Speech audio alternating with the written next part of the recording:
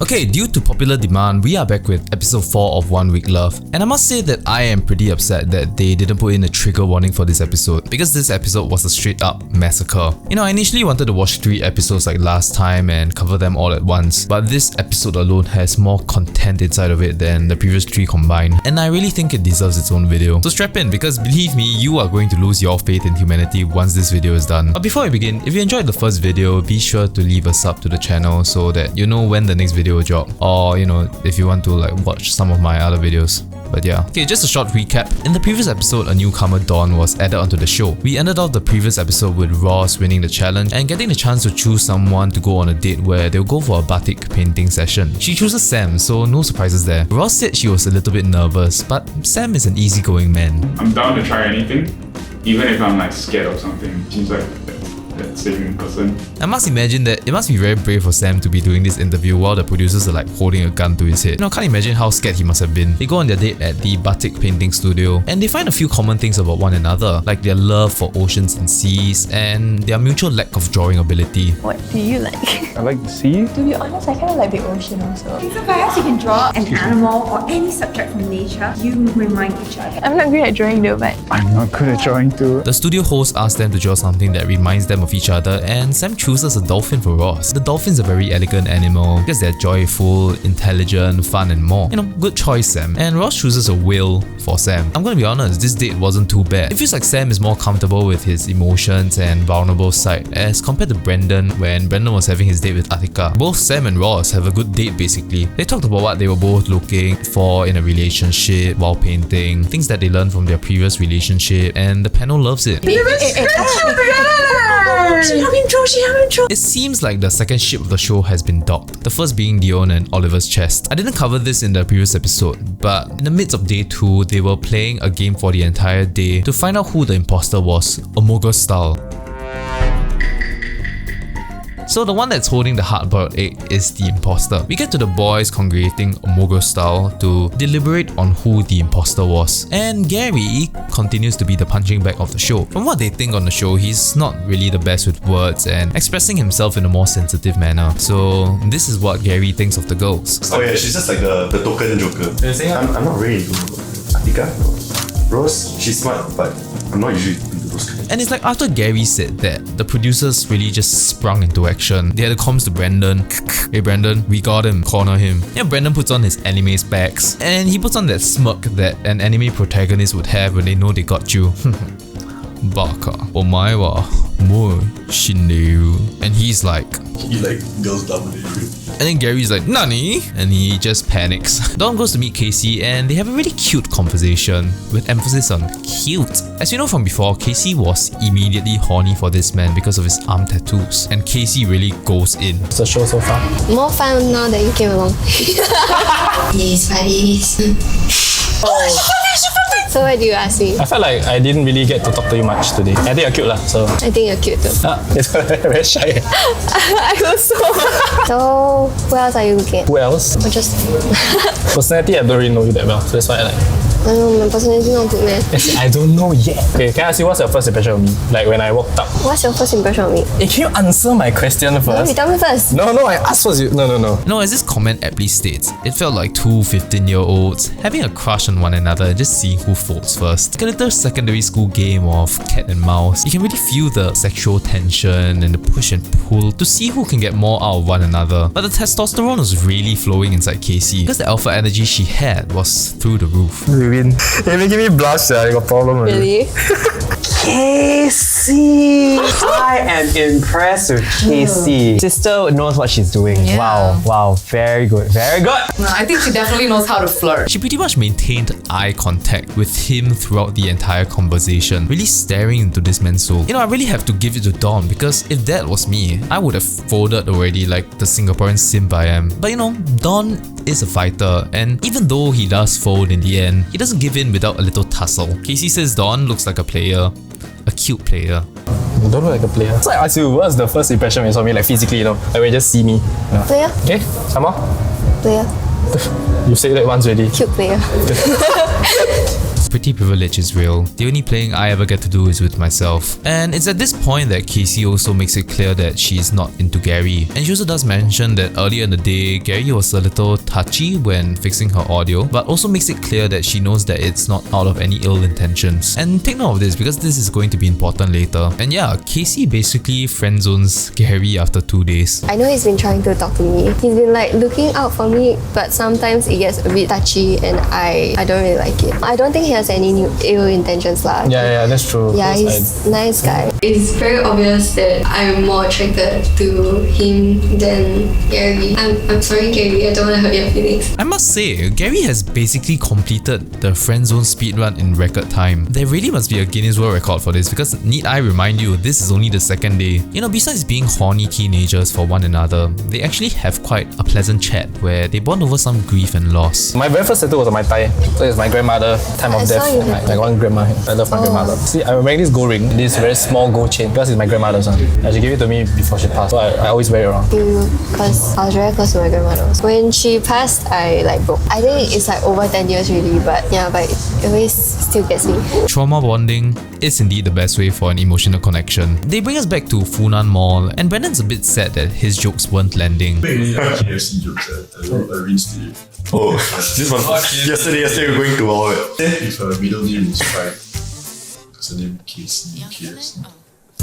Everybody like 5 minutes to get together. Faster or something. It'd be so sad if I explain your joke. Yeah, Brandon, I think I know why they aren't landing. They're not good. I think Brandon knows that he's kind of a hit or miss as well. He's very self-aware from what I can see, and I'm pretty sure he's funnier in real life, but damn Brandon, take some stand-up comedy lessons. You need some better punchlines. The girls have an impromptu mukbang for Meadows chips, and Dania feels a need to apologize to them as her throat was feeling funky. I'm sorry Meadows to be disappointed my throat feeling a bit funky. I'll have a bit more. Okay, but apparently some tension has built up between Dania and Brandon. For 2 days of living together, there seems to be a lot of things to be clearing up the air about. They make Dania and Brandon talk that night, and once again, our human dad joke compendium showcases his innate ability to use his humor to make things uncomfortable. I cannot look at your face without laughing. This is the thing. So I keep thinking of when you first introduce yourself, right? Then you're like, I don't know. That is not good! And it's actually that humor which opens the floodgates to a whole new drama reality series in itself. I can go and ask you all every day like one new person. Not Cam Nutella. Once again, Dania shows that she gives no fucks on this show, as she tosses aside any sort of pretense one might have on the camera to really dive deep into finding out the identity of the Nutella double dipper. Oh my god, no, y'all really pissed me off today. I tell you, I don't eat peanut butter. Then who the hell eat my peanut butter? Eat my Nutella, then put the peanut butter inside? And of course, we all know who the Nutella double dipper is. Brandon says he's not gonna snitch and immediately snitches. I'm not gonna snitch. No, you better tell me now. I'm not gonna snitch. Who said that? That's okay. I knew it. I never snitch. Gary.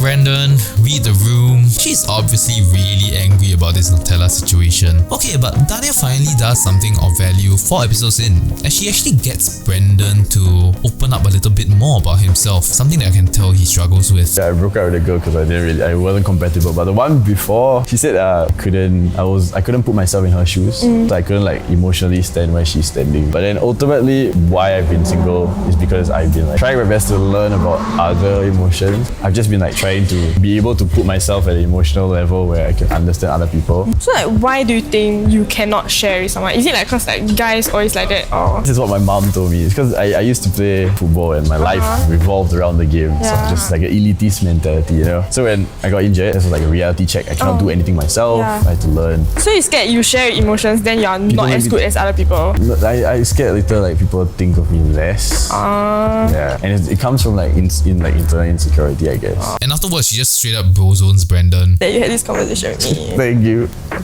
Hey, Rose. Thank you. It seems like they both see each other as that shallow bro type persona. Like, hey bro. And Dania says she finally got to see some substance from Brandon when he opened up. It's like a bit nice. Like I got to see more of his personality other than the like deadline. Yeah. So I got to see a bit of like substance finally. But at the same time, she didn't exactly show a lot of substance to Brandon, and he picks up on that. But I felt like ultimately that conversation was more like I was the one opening up, and she was just like, no.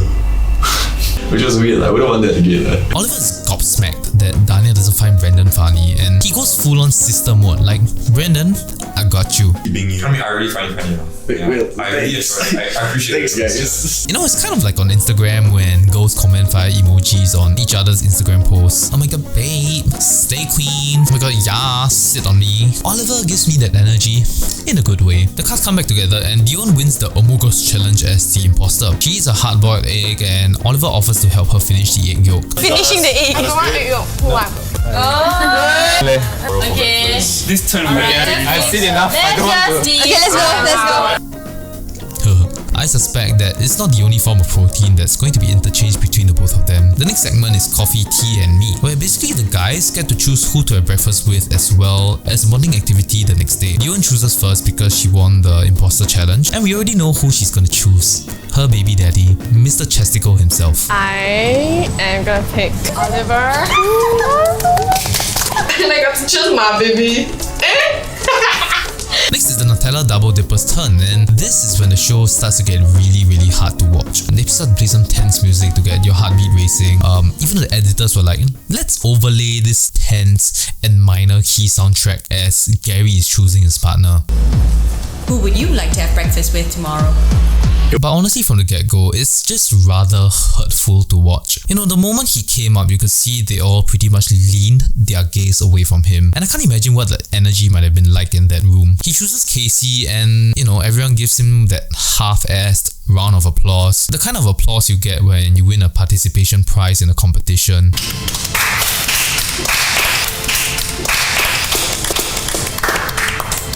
It was so uncomfortable. You know, just one day ago, he was saying how excited he was for this show, but now it's like the entire cast is against our Nutella Double Dipper. Actually, more notably, some of the girls. They go up and there's this physical gap between Gary and Casey. You know, when Gary chose Casey, Dania is just chuckling at Gary. Atika said she wasn't really afraid to get chosen because she knew Gary was gonna choose Casey. And it's at this point that I do want to say that this entire bit was just really sad to watch. I can sort of empathize with Gary's situation because rejection isn't something that I handle really well. That feeling of not being wanted by anyone is something I felt I went through in secondary school, and believe me when I say it's not fun at all. I don't know how it was like during filming, but they really successfully made me feel how unwanted Gary was in the entire cast. You know, it could be that they want to make out a storyline of Gary making a comeback later in the show, which I heard does actually happen, but I will have to admit that this show has succeeded in eliciting an emotional response from me. And that's why we love reality shows, because they get us to feel not just the positive emotions but the negative ones as well. Don is a little upset because he wanted Casey, so he chooses Atika instead. Brandon chooses Ross and Sam ends up with Dania. And afterwards we reach the climax of the episode as Dania confronts the Double Dipper, the cross-contamination cretin, the Nutella fiend himself, Gary. And the drama kind of speaks for itself. Yeah. The Nutella, I know. You use the same spoon as the peanut butter. It's you. No, I use the... Someone snitched on you really, too bad. I don't care, it's you. Disgusting. You can really tell how uncomfortable he looks here. She's like, what if the guys put the food inside the Nutella? Lick and put back. I think it's you. Because you put both Nutella and peanut butter, right? But I didn't touch. You sure or not? Never touch. Yes. It was like there's a line. No. She don't want to eat the Nutella anymore. No more. She's really upset. Yeah. No, but it's I not me, was it's like, pissed off. I'll just get a Nutella if it. No. I really do not know why Dania is so peeved about this Nutella situation. You know, it's like in her eyes, Gary was dipping his bread into Nutella, kind of like how you dip fries into chili sauce. And we all know that he really just used the spoon to spread it. It's not like he was licking the spoon, planting his saliva and DNA on it before using it to take Nutella. And the worst part is that Gary genuinely did not think that he was the one at fault here. So it must have felt like everyone was gaslighting him in that moment. And Don's a real bro here as he tries to sort of defuse the situation. Never mind, you don't want to give me. I love his saliva. No, no more mixing your peanut butter and Nutella. Everybody just use your finger, okay? Don't use spoon already. You know, as of now, let me just list down some of the L's that Gary has taken so far. Gets friend-zoned by the only woman he has eyes for. Gets singled out by the girls as the one that no one wants to be on a date with. Kinda gets snitched on by Brandon. You know, some of the girls now thinks he's a pervert because he's a little touchy, which Casey did clarify as saying that she knows that it wasn't out of any ill intention. And I'm pretty sure Gary himself didn't even know he was causing that discomfort. And now he's being singled out for leaving some specks of peanut butter in Dania's Nutella. And that's not the end of it. They end the night by unwinding and playing truth or dare. And guess what? Gary gets put onto the spot yet again. Before that, it was Oliver's turn and Oliver kisses Dion on the cheek. You know, it was a dare, but I don't think he needed the dare to do it. So next is Gary's turn and he chooses truth. Atika asks him to play shoot, shack and marry. And Gary just uncomfortable with this and he tries to change it to a dare, but the girls are like, no, play this game. We will not be offended. How's here? Shoot, shake. No lah, the girl downstairs the coffee shop. Can I play there? No, that's straight. Just choose. Yeah. Can I kill myself? Bali, Doesn't work like that. I really don't want to kill anyone. No, just hurry up. Just answer. It's not literally, no worry. And it's here that you can really just see the herd mentality manifesting as Gary gets more and more pressured. I have nothing against any of you, sir. We have nothing against you also. It's Okay, fuck, I will just shoot everybody. You know, after the massive bombardment of shit that he's had to go through, I can understand if Gary just wants to be a little bit more reserved within himself that night. You know, it's like anything he does, he's just gonna get shot down or vilified in some way. So why bother? Dania, yes Dania, loses her patience and asks Sam to go first. Never mind, Sam, answer. Okay, you know what? Let him do first, then you do. So you can you see how you won't try. You know, Gary gathers the courage to go afterwards and, you know, the video speaks for itself. Sorry, I'm sorry. Dania. Yeah. You got my name wrong. Can I just say the intense enemy of Gary and Dania? Even the name also pronounced wrongly. Even you say my name wrong. Probably because he already know like, hey, like, see, I already messed up like this. And I also messed up with a break.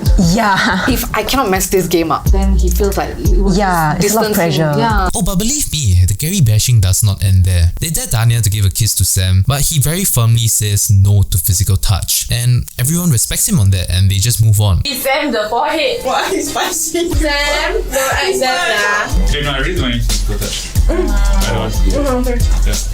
And I wonder why Gary was not afforded that same level of respect. Now, maybe double dipping is a lot more unacceptable than I thought. Oliver continues being a sussy baka. And go. Oh! Hey. So it's Dania's turn and they ask her this. There's one person you wanna go on a date with. Who would it be? You know, a question that requires a very singular answer. But as always, Dania gives no fucks yet again. So 1, 2. Why suddenly break up? Oh, 3. 3, I know. 4. 4. She needs everyone to know that she has anointed the Nutella Double Dipper as her lifelong enemy, and she just needs the entire cast to know the passionate and burning hatred she has for him. They finally end the night and Gary just looks really defeated at this point. The panel tries to keep the mood positive and laughy, and I get that you don't want to make the show a downer to watch, but at this point it's pretty much bullying. Maybe Gary doesn't assert himself as much as someone like Sam, and maybe that's why he got swallowed up by the overwhelm. You know, it's 2 days in and they're pretty much strangers, but it's like they already have a preconceived idea on what he's like already. Need I remind you of this moment in the first episode? I just gonna say that I'll cry if I have to go on a date with.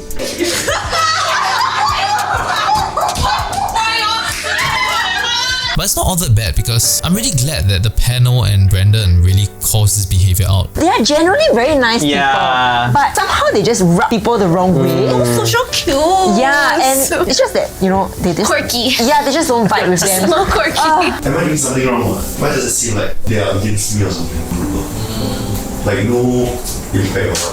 I don't know if I did something wrong. I think for us, I think it's below. I think it's like the best for it's like a gang mentality.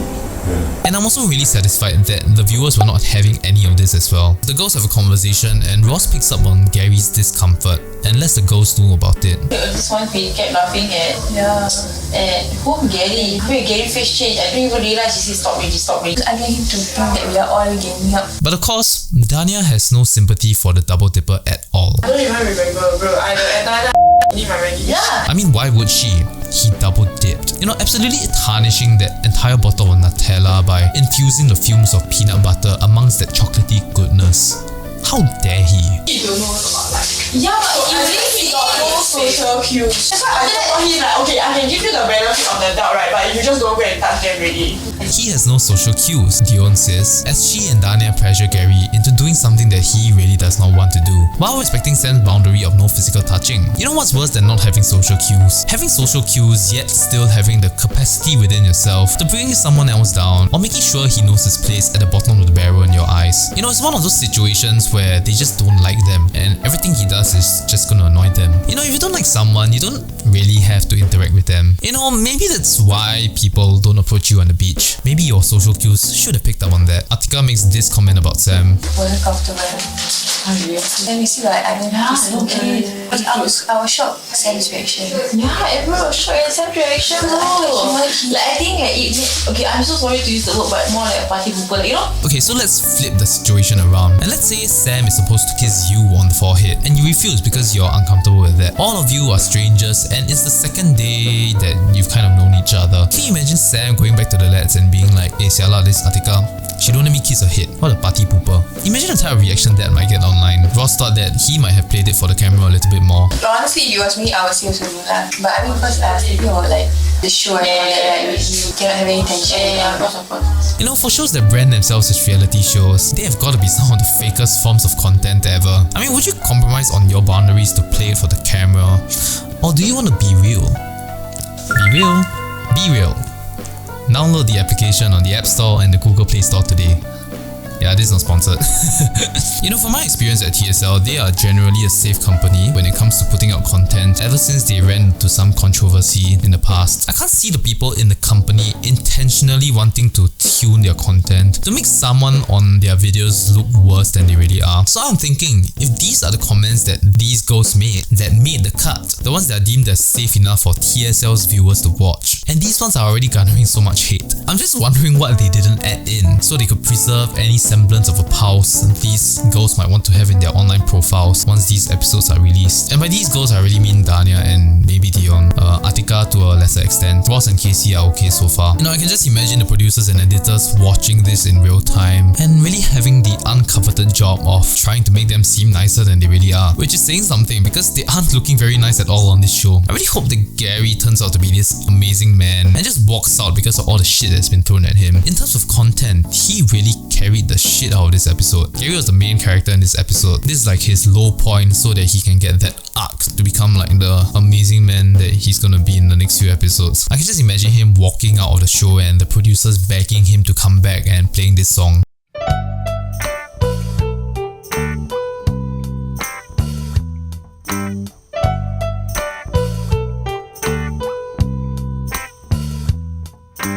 Gary, now I know I was wrong. I messed up and now you're gone.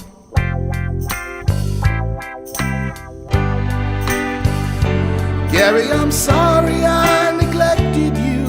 Oh, I never expected you to run away and leave me feeling this empty.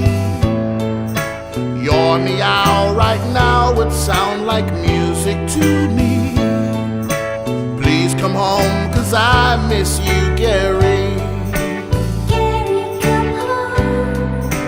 Gary, come home. Gary, come home. You know, just like how some of these girls are having a preconceived idea of Gary, I'm also developing a sort of biasness. Yeah, I wouldn't say who they are. But yeah, disclaimer, I'm here to say please take my words with a pinch of salt when I'm making comments about them. We go on to the next day, and if there's one thing good that Dion has done, it's her calling out on Oliver's public exposure. Hey, what's wrong with you? All the want to button your shirt. No, you don't like mine? No. No. Is it a style? This is a song. I like more looser fit, like, cause I like rain shirts. And the episode ends with Gary wanting to bring up the issue to Casey to apologize to her if he's made her feel uncomfortable. And it's quite funny because after finishing the episode, the panel just went to this crisis aversion mode. They just knew Dania was gonna get shit on online. And then they were trying to understand from her point of view, putting themselves in her shoes, but not letting her off either. About Dania is her facial expressions might rub people the wrong way. Yeah. She tends to sneer a lot. Yes. To some people that might not understand that facial expression, it might come off as mean. I think as the thing goes on, like you can see that she's really like a very blunt and direct person, but sometimes it's like directness too much. I absolutely love what Davika says over here. A bit. I'm just wondering if the roles were reversed. It was a guy who was behaving like Dania. Yeah. Would that then be like treated the same? Oh, definitely not. You know, I feel like there's a bit of like gender bias here also Yes, with good how point. everyone is accepting Dania's behavior. Maybe like she can be a bit more tactful about how she's being straightforward, because otherwise it's just cruel. We stand. I hereby declare Davika as an honorary member of the boys. Davika, hoo-ha! So final thoughts? That was not a fun watch at all. And after this episode, the comments have really turned against Dania. So now, I can really say, Dania, you're Dania. Dania, you're Dania! Yeah, that's it for the video. Be sure to check out the previous one if you haven't watched it already. And if you watched this before watching the previous one, what are you doing? And let me know if I should cover the other episodes. Peace out.